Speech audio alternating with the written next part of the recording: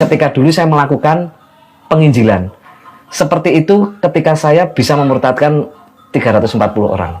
Mereka banyak yang beralih keyakinan gara-gara kemiskinan. Hari ini saya buat di hal yang sama di tempat ini, melawan pemurtatan di daerah-daerah miskin. Kapasitas Bapak itu di sana secara sebagai pendeta itu sudah ini ya Pak ya, sudah berapa tahun Pak? Saya 7 tahun ya. Di Semarang, saya pernah menjadi seorang pemimpin gereja lokal atau sering disebut gembala gitu kan. Terus kemudian mengembalakan jemaat-jemaat gitu. Tapi kemudian saya memenuhi hasrat hati ini untuk kepinginnya berkeliling, berdakwah kalau di Islam itu ya. Jadi misionaris itu pergi dari satu ke tempat lain untuk merintis jemaat dan mendirikan gereja. Ya, jadi kita itu dulu waktu di Kristen itu ada satu hal yang membuat kita itu jadi semangat, yaitu selamatkan jiwa atau selamatkan orang apapun harganya sebelum akhirnya jatuh ke tangan setan, kan begitu. Nah, kalau di tempat kami itu dulu lebih itu sebagai sebuah kewajiban dibandingkan melakukan hal-hal yang baik. Ya, jadi setiap orang itu harus selama hidup itu sudah tertanam di mindset mereka kalau harus ngajakin orang untuk terima Secara keyakinan. Iya, keyakinan masuk itu ke keyakinan dia. Iya, betul gitu. Iya. Nanti di lain waktu mungkin bisa saya terangkan bahwa di kepercayaan yang dulu itu siapa saja yang dianggap setan kan begitu. Itu ketika saya bisa memurtadkan 340 orang. Saya harus diterima dulu jadi sahabat dan teman dulu. Baru kemudian memberikan hidup saya untuk mereka, dan mereka akhirnya setuju dan mengikuti apa yang kita lakuin. Masya Allah. Ya. Jadi tidak ada debat di antara kita. Setelah diterima baik, kemudian saya mulai memapping nih, sebenarnya kebutuhan daerah itu apa. Karena ketika saya diutus ke satu daerah dengan daerah yang lain beda, baik kultur maupun kebutuhan. Misal kalau saya ada di sini di Bayat, di daerah sini kekeringan ya Pak Amir ya, kekeringan. Terus kemudian orang itu cenderung cari uangnya di kota. Kemudian anak-anaknya pada dititipin di mbah-mbahnya, ya, di nenek-nenek dan kakeknya. Terus orang tuanya sibuk kerja keluar kota.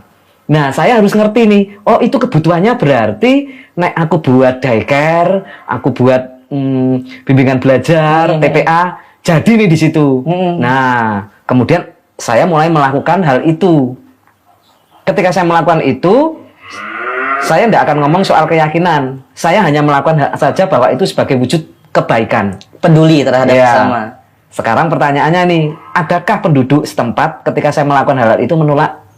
Enggak dong, karena Enggak. memang Iya. tujuannya untuk peduli. Betul, oke? Oke. Tetapi setelah saya itu tidak ditolak dan saya bisa berhasil mendirikan hal tersebut, kemudian orang pasti bertanya kan, kenapa saya lakuin itu?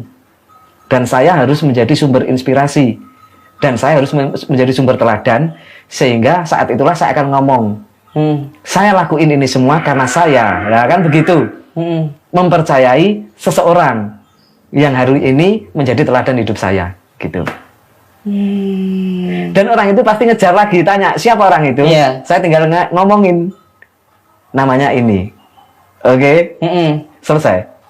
Nah, saya tidak akan nerocos nerangin secara teologi, saya tidak akan nerangin secara hal-hal yang bersifat doktrin.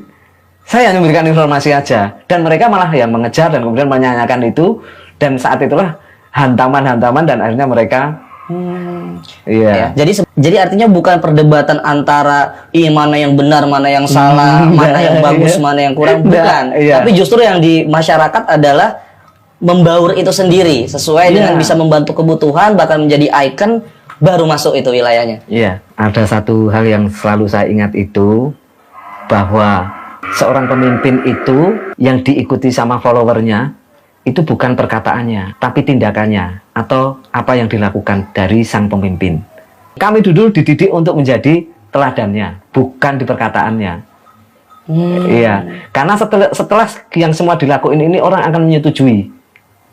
Dan itu bukan hanya Pak Yo sendiri, ada banyak yang didik seperti itu dan disebar. Iya, dan itu efektif.